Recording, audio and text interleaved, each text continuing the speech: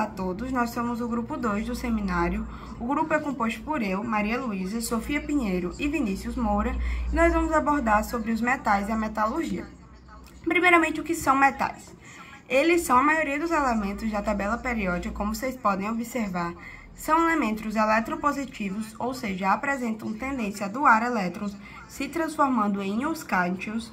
Geralmente são sólidos à temperatura ambiente, com exceção do mercúrio, e possuem propriedades características, como o brilho metálico, a alta densidade, o que os torna materiais muito pesados, e o alto ponto de fusão. Eu decidi destacar 2 ou 3 características, propriedades metálicas, que são muito importantes para a nossa engenharia elétrica, para outras e para a tecnologia e a sociedade em geral. A primeira é a condutividade térmica e elétrica, que vem do mar de elétrons livres que os metais possuem. Como seus elétrons estão soltos, a corrente elétrica e o calor vai passar por eles mais facilmente. Por isso que eles são muito usados em componentes eletrônicos, em fios e em panelas, porque eles vão conduzir a eletricidade e o calor muito melhor que outros materiais. Depois eu vou falar da maleabilidade e da ductilidade. A maleabilidade é a capacidade dos metais de se moldar em folhas finas, como o papel alumínio que você encontra na cozinha. E a ductilidade os permite serem esticados em fios finos sem se romperem.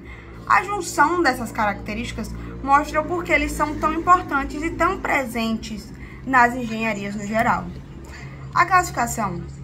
Quanto à classificação, eu trouxe 3 maneiras diferentes de vocês classificarem os metais. O primeiro é quanto à tabela. Então, nós temos os alcalinos da família 1A, altamente reativos, alcalinos terrosos da família 2A, um pouco menos reativo, e elementos de transição, que também podem ser divididos em transição interna e externa. Ficam no meio da tabela, são a maioria dos metais. Enquanto à presença do ferro, eles podem ser divididos em ferrosos, que são elementos com alta quantidade de ferro, e não ferrosos com baixas quantidades ou, às vezes, nenhuma quantidade de ferro. Os metais ferrosos, eles são, por exemplo, o aço e o ferro fundido, eles são amplamente usados na construção civil devido à sua resistência e seu custo-benefício. E os não metais, os não ferrosos, como o ferro, o cobre, alumínio, o zinco, são muito usados para fazer fios e eles também costumam possuir uma resistência à corrosão. Em relação à classificação quanto à atração magnética, os ferros magnéticos são fortemente atraídos por ímãs e podem ser magnetizados permanentemente. Por isso, são muito utilizados em motores elétricos e dispositivos de armazenamento magnético, onde a interação com o campo magnético é crucial. Os paramagnéticos são menos atraídos por ímãs e a magnetização não se mantém após a remoção do campo magnético, como o alumínio. E os diamagnéticos são fracamente repelidos por ímãs. A maioria dos elementos, como o cobre, por exemplo, são diamagnéticos. Falando um pouco mais sobre os processos metalúrgicos, eles constituem um conjunto de técnicas essenciais para a obtenção e aprimoramento do metal, tornando-os adequados para aplicações estruturais e funcionais na engenharia. Esses processos são geralmente divididos em 2 áreas, a metalurgia extrativa e a metalurgia física. A metalurgia extrativa envolve processos utilizados para extrair o metal a partir do minério.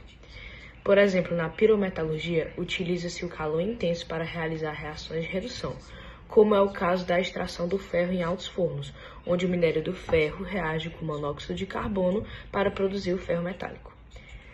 Já na hidrometalurgia, o processo ocorre por meio da dissolução seletiva do metal em soluções aquosas, sendo comum na extração do cobre e do ouro.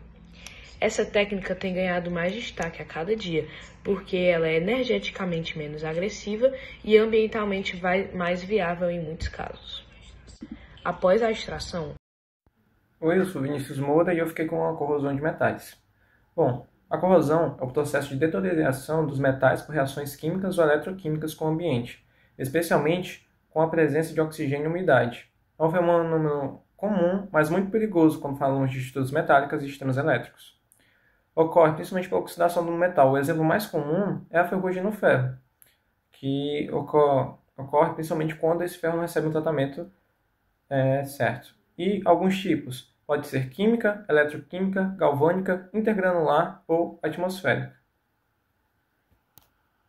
Bom, para evitar as perdas causadas por esta corrosão, existem diversas técnicas de proteção dos metais que são utilizadas. Elas evitam falhas estruturais e reduzem os custos de manutenção. Por exemplo, os revestimentos com tintas, vernizes e até mesmo a galvanização, quando é adicionado zinco.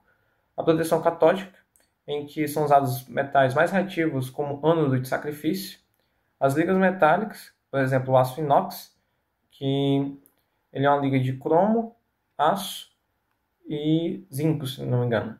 E também um melhor controle de ambiente, com uma redução de umidade e o uso de inibidores, além também da corrente impressa, que é uma proteção ativa com corrente elétrica. Na engenharia elétrica, a escolha dos metais tem que ser muito estratégica, uma vez que os condutores devem ser duráveis, altamente condutivos e protegidos contra corrosão para garantir segurança e eficiência. Atualmente, os metais mais utilizados na engenharia elétrica são os fios de cobre. Eles são usados muito para cabos condutores, construção de motores e também de transformadores, pois eles apresentam uma excelente condutividade.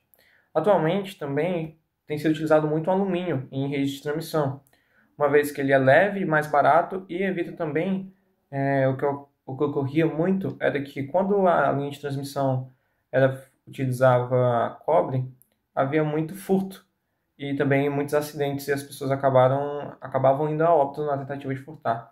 Já o alumínio, ele é leve e mais barato, então diminui bastante essa questão do furto. Também tem o ouro e a prata, que são usados muito na eletrônica, uma vez que eles apresentam uma baixa resistência, permitindo assim a passagem de corrente. O ouro e a prata costumam ser vistos bastante em componentes de som e também componentes eletrônicos, principalmente na construção de trilhas eletrônicas.